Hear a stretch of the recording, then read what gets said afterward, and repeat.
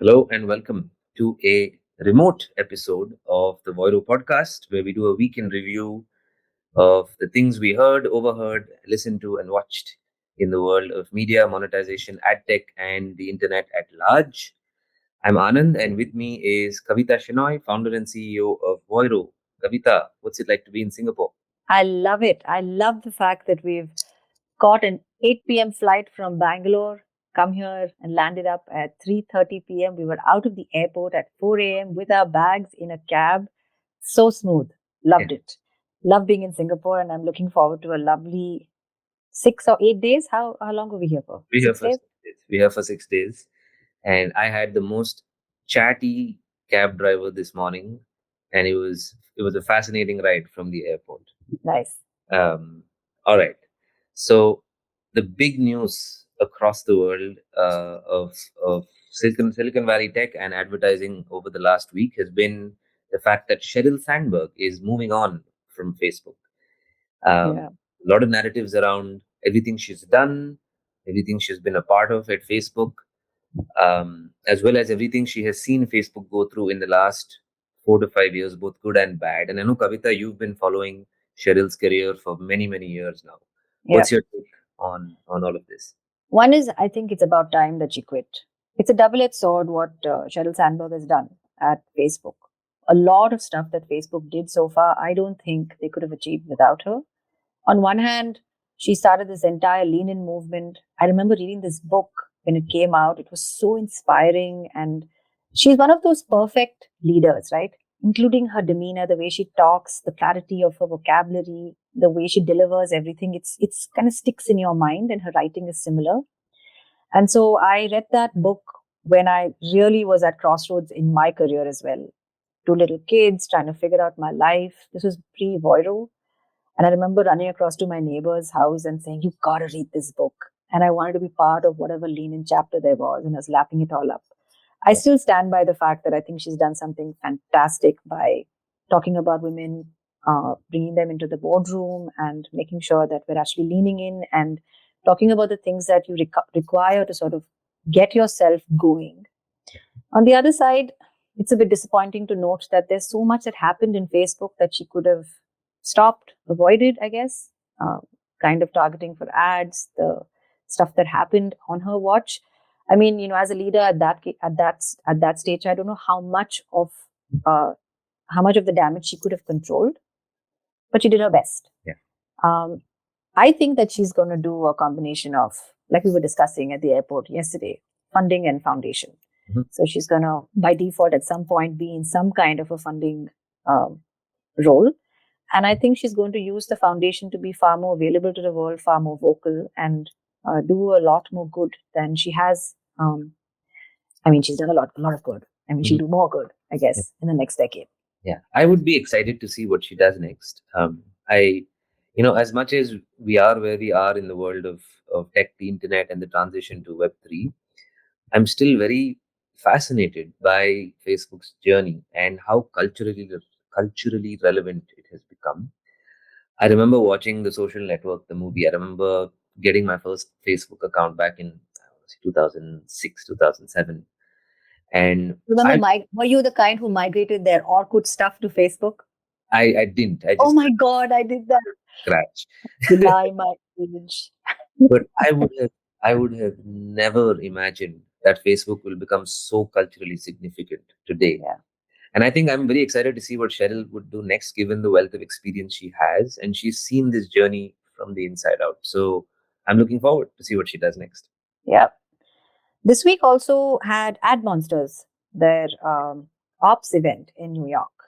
And we were listening to a whole bunch of stuff that's happening with their live tweeting. And I think one of the things that really stuck out for me was this concept of brand safety and contextual blind spots. They had this panel, which Ad Exchanger wrote about as well, where they had Vice and WebMD on it. And they had the global director of audience insights, Ryan Simone from Vice, and they had Sheryl Ying from WebMD. And they were basically talking Mhm. about this broad base spectrum of keywords that block out advertisers from against their content. because they could be covering topics like breasts or sex and drugs. And Mhm. Vice users actively seek out controversial content. It isn't wrong or inciting content. It is just controversial and it's an opinion, and it's not wrong. And advertisers shouldn't shy away from advertising against it. Similarly, for WebMD, what if I was reading an article about breast cancer? Mhm. It's not pornographic in any way. Mhm. So having advertisers shy away from this and have broad-based keywords in the name of brand safety can also hurt a lot of publishers, which they are also standing up against. And they have teams of people to talk to advertisers to minimize these automated block lists. So there's a lot of work that's happening, but this is all towards this whole concept of deprecation of cookies. It has to go because there's a lot of stuff that's getting hard coded in the way work gets done, the way targeting gets done, and the combination of first party data, heavy collaboration between advertisers and publishers. I feel like we need to move forward in the way we look at contextual advertising. Yeah. Yeah. I have a throwback example that suddenly occurred to me, which is I remember back in the late 90s, the Super Bowl hit its 30th edition, and I was in high school, and I was in some quiz where they had this question which said there is this global event going on whose website has just been shut down, and it was because it was Super Bowl XXX, which was and they were having huge issues trying to get the website up and running at the time. I remember, or at least that's what we heard. Oh man. Um, I wonder how this is going to pan out in India. I mean, in terms of keywords and blocking and contextual blocking, we have so many languages and it's predominantly video. I don't know. I mean, it's going to be really, really interesting to see how this whole thing pans out. Or does India really even care at this point in time? Is another big yeah, question. yeah. But there's a lot of stuff that's blowing up in India this weekend, especially around IPL. Yes, we are 2 days away from, I think, 2 days away from the bid, and I'm not sure if the results will be announced on the same day, but They June won't. 12th, I thought it was like one of those I hope so. But live all things. eyes are on June 12th. And the reason for that is because the bidding for the IPL rights for the next 5 years is going to take place. I remember where we were all sitting during the last bid, and all of our jaws dropped when we heard it was $2.7 billion, 16,000 crore for the previous bid. We did a webinar about 10 days ago, which we're going to plug in the description, about live sport and the business of streaming and monetizing live sport. And I'm very excited to see what comes out of of these rights because of the number of organizations that seem to be in the race for it. You have the Reliance Viacom group, you have Hotstar, you have the Z Sony group, possibly Amazon, possibly Facebook.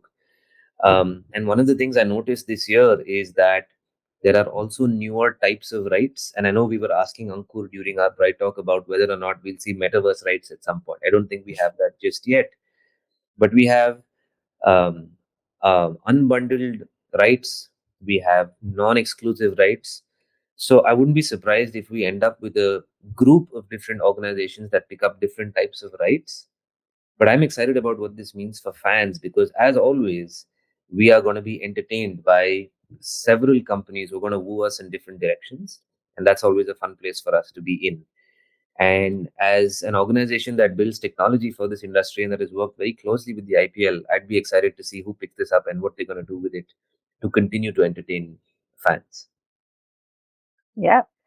In all content rights legalese, there is Mhm. this one line that names every single part of or part and place where this content can be used, from geography to space to the type of content, etc. And I remember when there was this TV digital transition, digital on a lot of paperwork was missed out.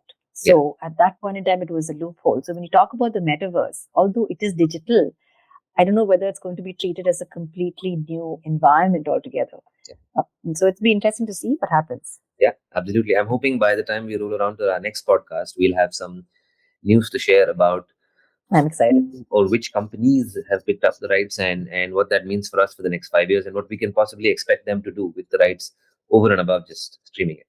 Very true. Um, I listened to a very interesting podcast earlier this week, which is actually about a month or two old. I'm going to admit. I came around to listening to it this week. It's a podcast called Slaves to the Algo, which is run by the CEO of Crayon Data, a Singapore based company. And they had on Unmish Parthasarthi, who is an old friend of Voiro's and a very well known sport and cricket enthusiast. And he's built his entire career. He's worked for ESPN, he's been with the ICC, he now runs Pictureboard Partners. And it was a beautiful episode that touched upon data, AI, and its use in sport. And it was a two-part episode. The first one was data, AI, and the psychology of sport. And the second one was data, AI, and the business of sport. And I loved a couple of points that Unmish made. I would really encourage everyone to listen to that conversation. But on the field, there's plenty of uses for data and AI, everything from player scouting to player improvement and development to things like DRS and on-field. What's DRS? DRS is the technology that's used in cricket to basically get technology to adjudicate uh, Ah. an Or umpire. when you see all the various the where the ball went and whether the wickets came out and all of the trajectories. It used to be called Hawkeye, which I think is still what it's called in tennis. Oh, okay. But multiple sports have found ways to adopt computer vision, which Mm. Unmesh tables is one of his big bets in sport to enhance various aspects of on-field decision making. Um, Coming to the business of sport and streaming and broadcasting, Unmesh had a very interesting point, which is that over the last 20-25 years, various large sports across the world have largely had to sit back and try and engage their consumers, but broadcasting was the way to do it. And today we're going through this transition from engaging fans to including fans. And everything that we're going to see in the next 10-15 years is going to focus more and more and more on fan inclusion. And specifically, he talks about how fans today are largely of three types. There is the consumer of the sport, the customer of the sport, product and services that come with the sport. And then there are citizens of the sport who kind of lean back. And the ability for any sport to figure out how to engage fans who are already consumers of the sport and how to create inclusive experiences for fans of the future is basically what's at the same time exciting and necessary for sports leagues, streaming platforms to get right. Simply because everything is now an elective, nothing is mandatory. Unmesh even goes so far as to say that today education is not mandatory.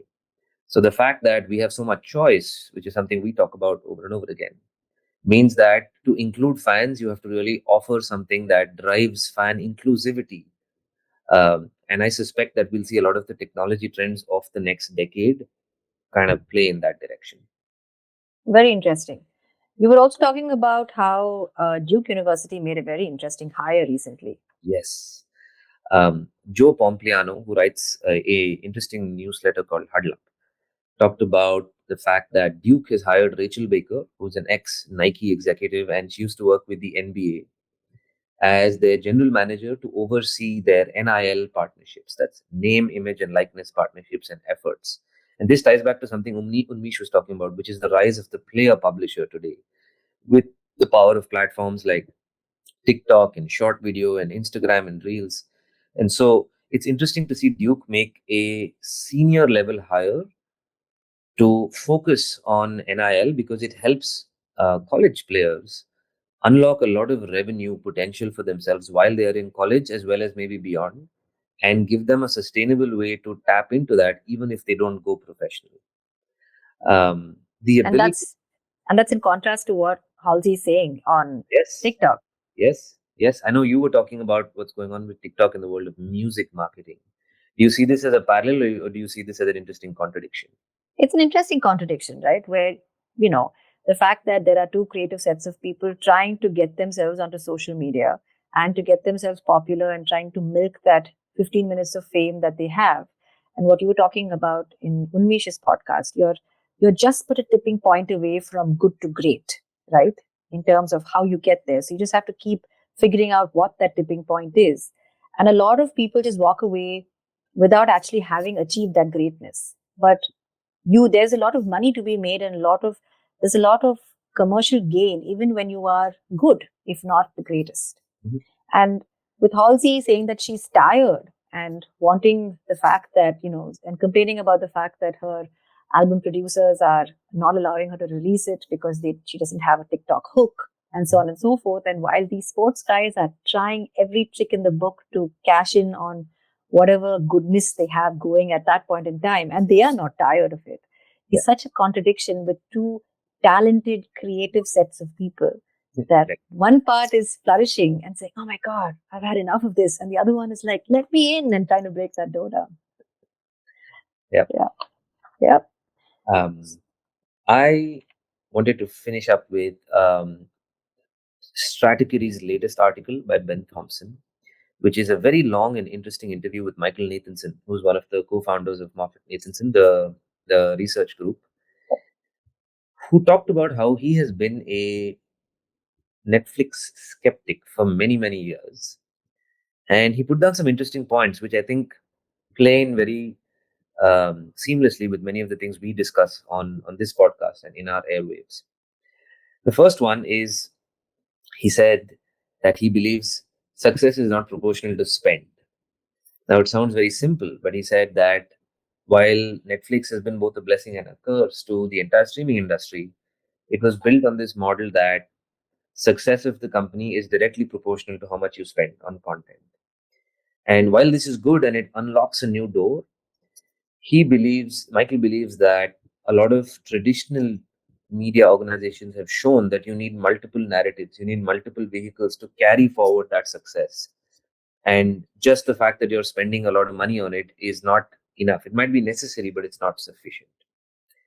The second point is something we discussed last week when we were talking about Warner Brother WBD, where he said there is significant value in libraries, the Friends, the sitcoms, the offices of the world that can be both filler content as well as attract new audiences.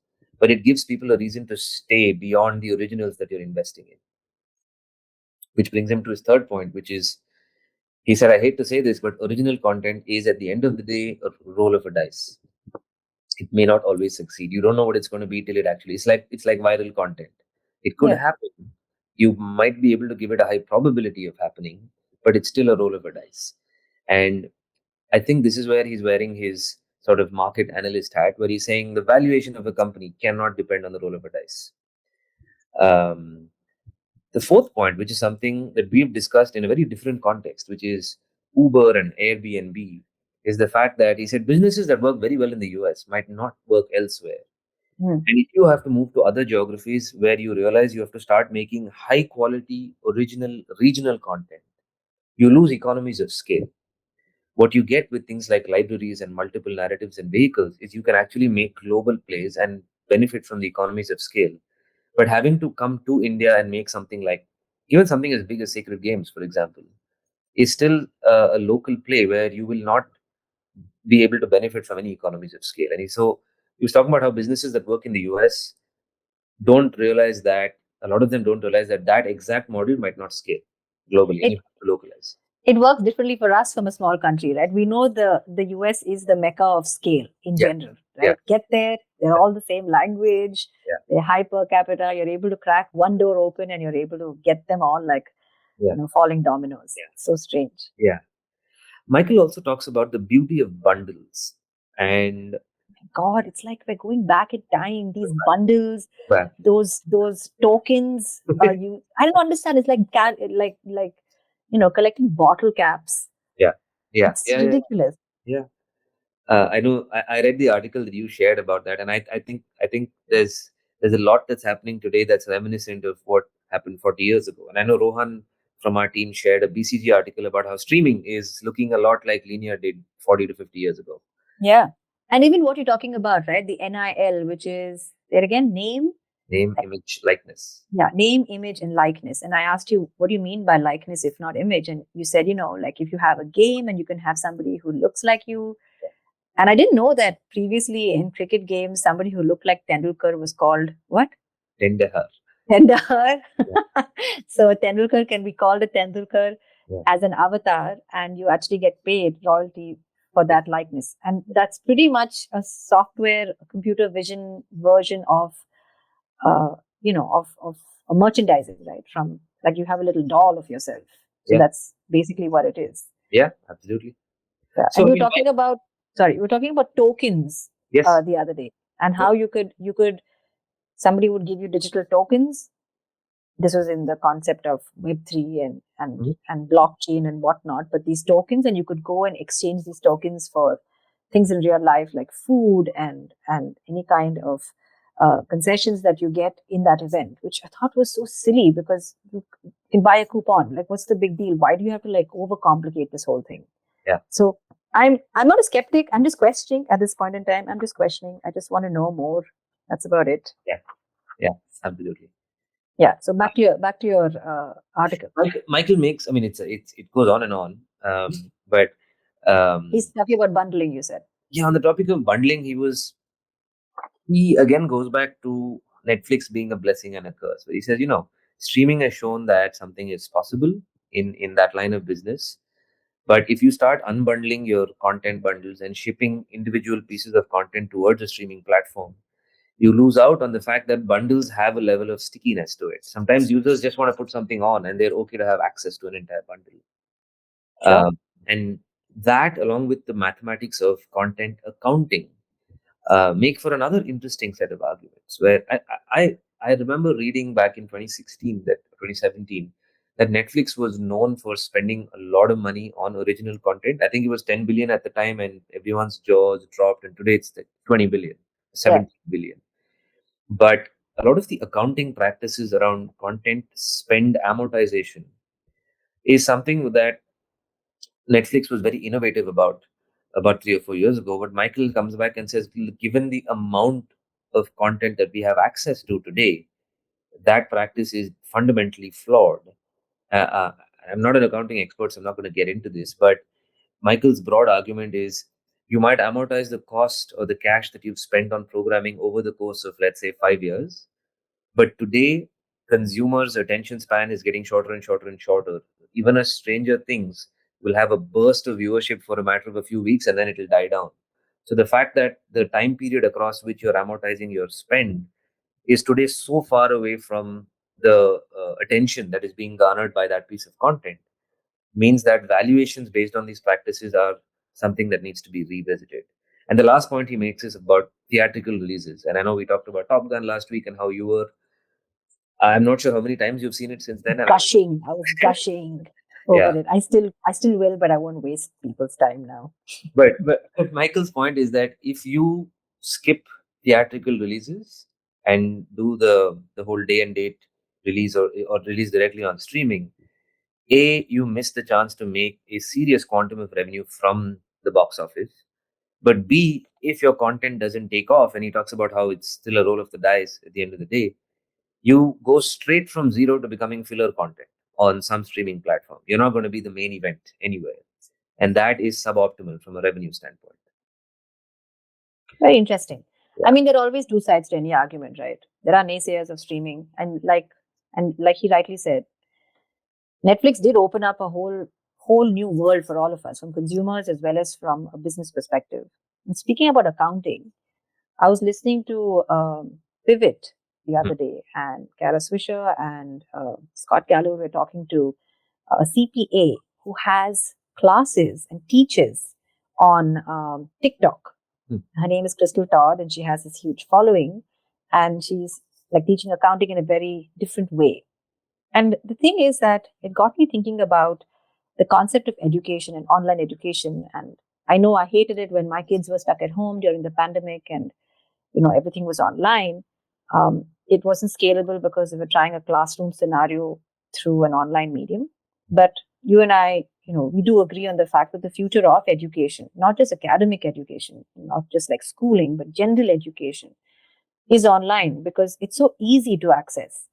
And in the context of India, if you think about it, where everybody knows the next billion are going to come online, and you think of all these short video content players like Josh, Takatak, Moj, all of these players who have proliferated specifically in the tier 2, tier 3 cities and the rural areas, and have a lot of people who have downloaded these apps and are interacting on these apps and are uploading their own content. Right now, it's all around entertainment and comedy and whatnot, and less about commerce and education.